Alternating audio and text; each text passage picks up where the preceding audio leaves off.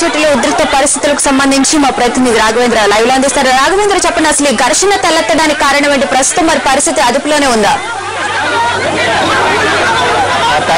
కడప జిల్లా రాయచోటి అసెంబ్లీ నియోజకవర్గంలో వైఎస్ఆర్ కాంగ్రెస్ పార్టీ అభ్యర్థి చేపట్టిన ప్రచారం కొంత ఉద్రిక్త పరిస్థితులకు దారితీసింది.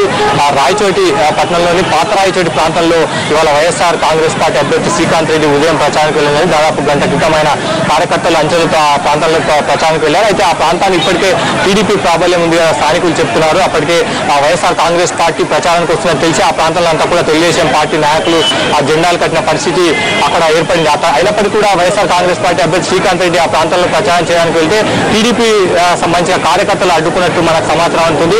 ఆ తర్వాత కూడా ఉద్రిక్త పరిస్థితి నెలకొన్నప్పటికీ శ్రీకాంత్ రెడ్డి మరో ప్రాంతాలు అక్కడే మరో చోట మరో గల్లీలో ప్రచారం చేయడానికి వెళ్ళినప్పుడు కూడా అప్పటికి కూడా టీడీపీ వర్గీయులు వచ్చి అడ్డుకున్నట్టు మనకు సమాచారంతో దీంతో ఇరు వర్గాల మధ్య ఘర్షణపూర్వక వాతావరణం నెలకొంది.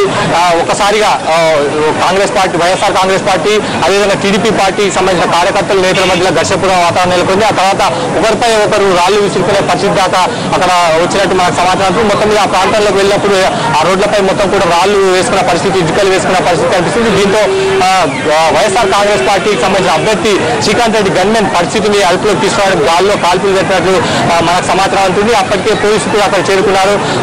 ఘర్షణ వాతావరణం నెలకొనడంతో పోలీసులు అక్కడ అందరినీ కూడా చేరగొట్టే ప్రయత్నం చేస్తూ ఎక్కడ వాళ్ళు అక్కడ వెళ్ళిపోయిన పరిస్థితి కనిపిస్తుంది. అయినప్పటికీ ఈ ఘటన వివరాలు తెలుసుకున్న వైఎస్ఆర్ కాంగ్రెస్ పార్టీ కానీ టీడీపీ సంబంధించిన కార్యకర్తలంతా కూడా అక్కడ పాత రాయచోటి ప్రాంతానికి చేరుకున్నారు. దీంతో ఉద్రిక్త పరిస్థితులు అక్కడ నెలకొన్న పరిస్థితి కనిపిస్తుంది. ఈ నేపథ్యంలో పెద్ద ఎత్తున పోలీసులు కూడా అక్కడ చేరుకున్నారు. డీఎస్పీ జయచంద్ర అక్కడ చేరుకుని అక్కడ వాళ్ళందరూ కూడా పంపించి వేసినట్టు మనకు సమాచారం ఉంటుంది. మొత్తం మీద ఇప్పుడు అక్కడ సాధారణ పరిస్థితి నెలకొన్న. అయితే తాజాగా మనకు అంటున్న సమాచారం ప్రకారం శ్రీకాంత్ రెడ్డి గన్మెన్ గాలిలో కాల్పులు జరిపినప్పుడు ఒక వ్యక్తికి గాయాలు జరిగినట్టు తెలుస్తుంది.